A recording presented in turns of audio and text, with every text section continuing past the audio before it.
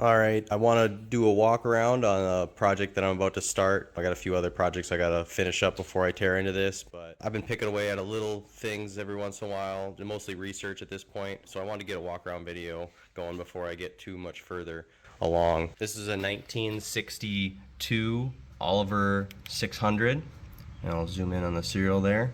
It's a 990/OA 450413. This is a David Brown tractor that Oliver bought from David Brown, and they shipped them over, and Oliver painted them green, put their decals on it, and sold them as Oliver's. Only made for a couple years, this particular 600. They made about 2,000 of them according to the serial numbers, but there's not a lot of them around. Nelson LeCount is kind of holds a registry of these tractors. He's currently has 25 of them on his registry, I believe, as of last week. This was a new one. He didn't have this one on his registry.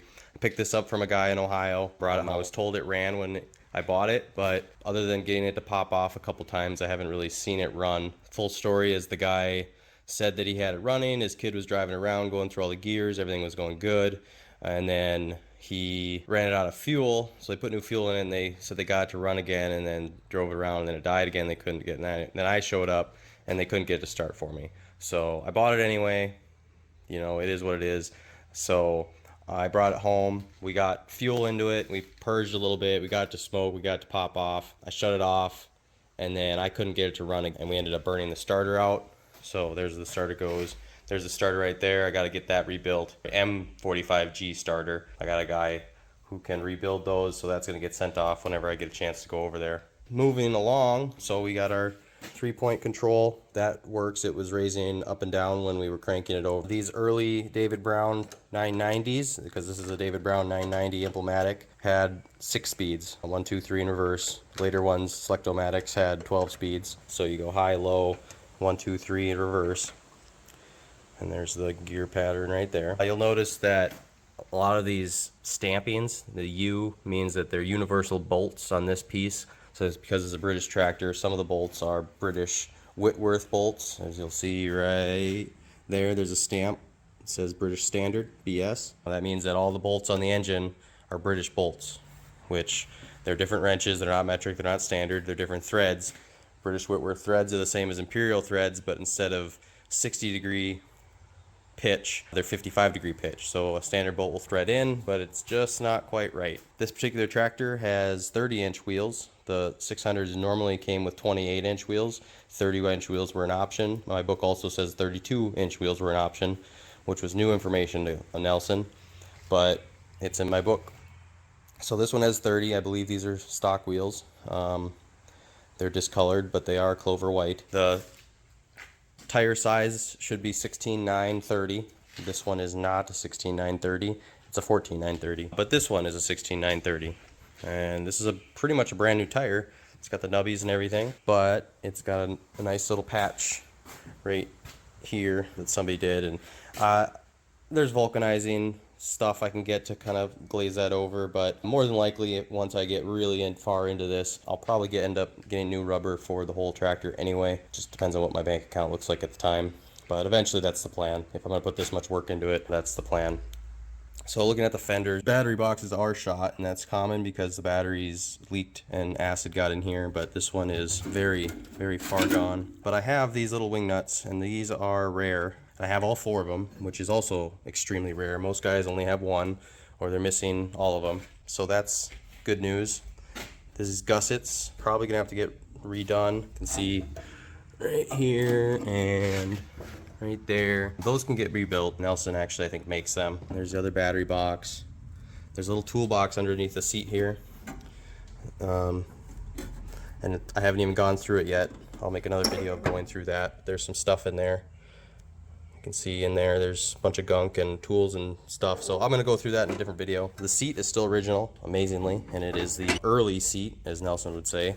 It's a little bit wider. I've got my wing nuts on the back, good news, for the adjuster, and I've got this metal plate, which is good because that's one of the backrest cushions. This hole, guys usually use to cut that hole out because it hit the battery, so that'll have to get patched.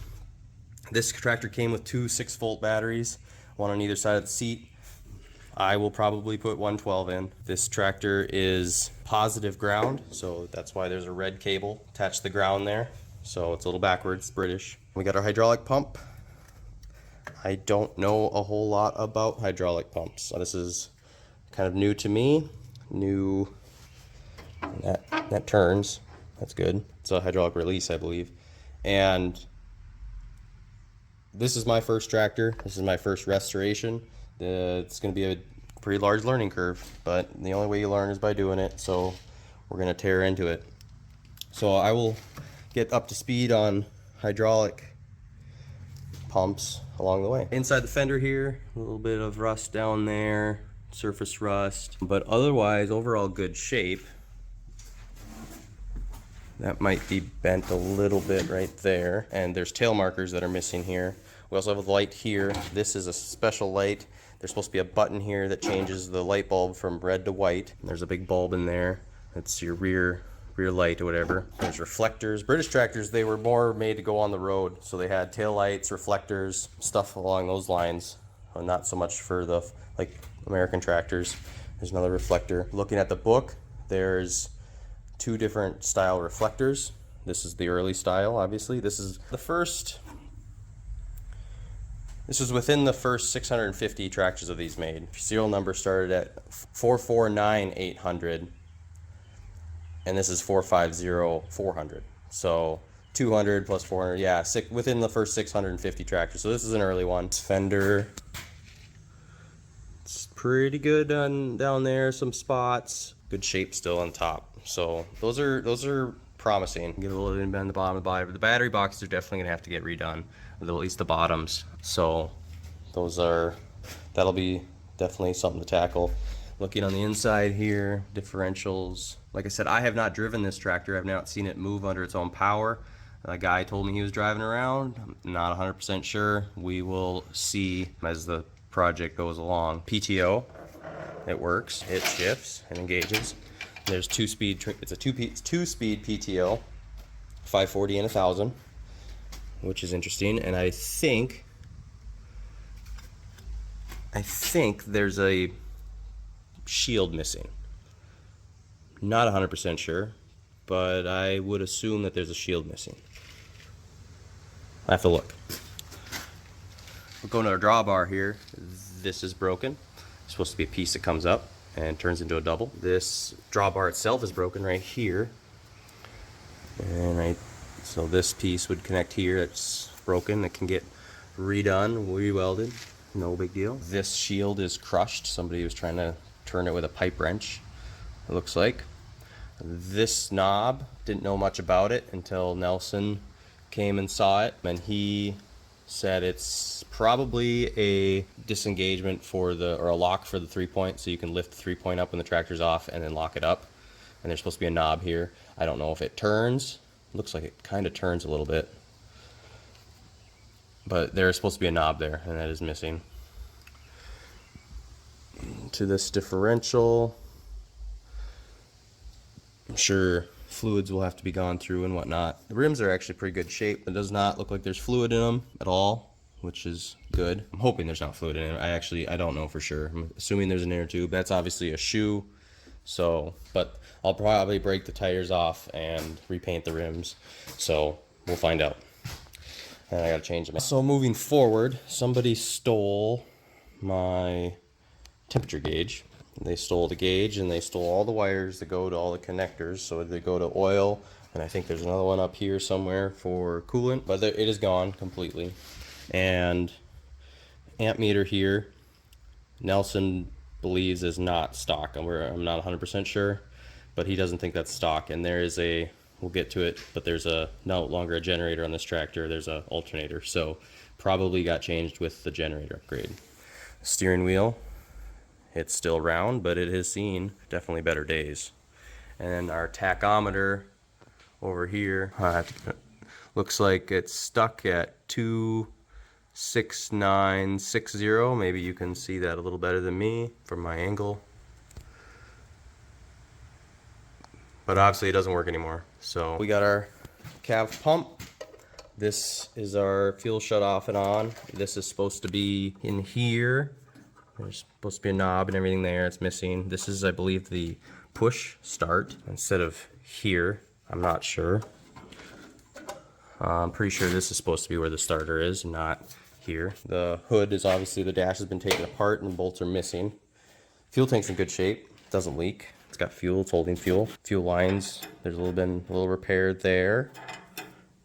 Not the end of the world. I do have another fuel line for it that I found, so I could change it out if I wanted. The muffler is something somebody put on. It's not the stock looking one. It's also very loose, which is nice because it made the hood coming off a lot easier. This is the oil filter, the fuel filters. Looks like we're getting some leaks. It's probably sucking in air, which is probably why it's not popping or running very well. We'll have to get into that. I'll probably try to get into that later. I want to get this thing running and moving before I start tearing into it, just to find out if my transmission is good and everything.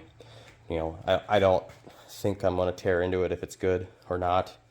Don't know yet. Haven't gotten that far into the thought process. A lot of people will say, well, if you're going to do that much work to it to paint, then you should, you know, rebuild everything.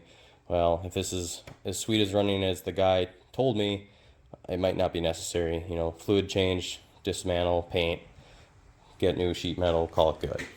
You know, water pump, radiator's in good shape, holds fluid. It is a British radiator, so it's the right one.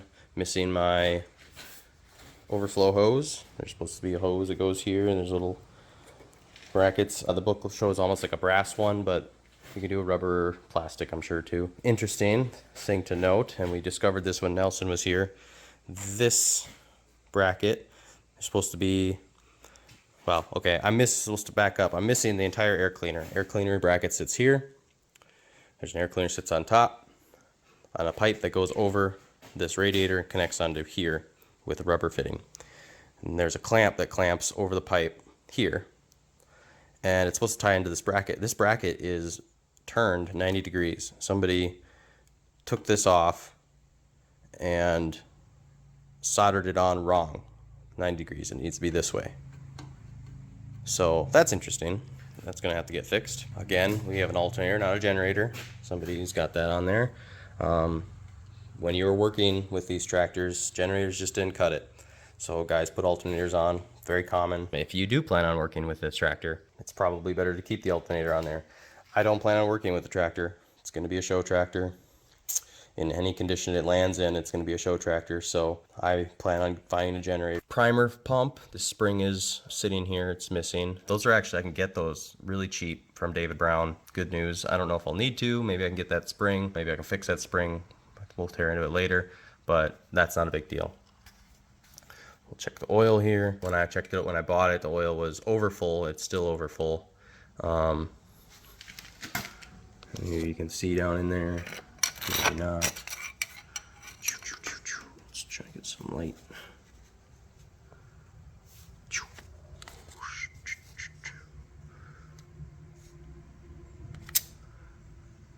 So yeah, basically a full sump. There's our other serial number, 990/OA450413. The numbers match. That's good news. We got an air cleaner line here, and this has been a mystery for a few weeks now. Talked to Nelson about it. This has been changed, modified. This is a bolt, a solid bolt now that this sits on, and there's supposed to be a breather in here. It's supposed to be a hollow bolt, and that ferrule, that ferrule would fit onto this hollow bolt, or screw onto this hollow bolt, and that's not there. So working on finding one of those. We think we might have found one already, but don't have it in my hands yet. Missing a nut there, that's a nut there. These are supposed to be cap nuts like this. So 3 cap nuts missing. Also, as long as we're talking about bolts and screws, that is a stud that's missing, and somebody put probably a standard nut bolt in there. It's probably not British. Hopefully they tapped it out before they ran it in there. Don't know. We'll try to work on getting that as close to original as possible. We got our electronics.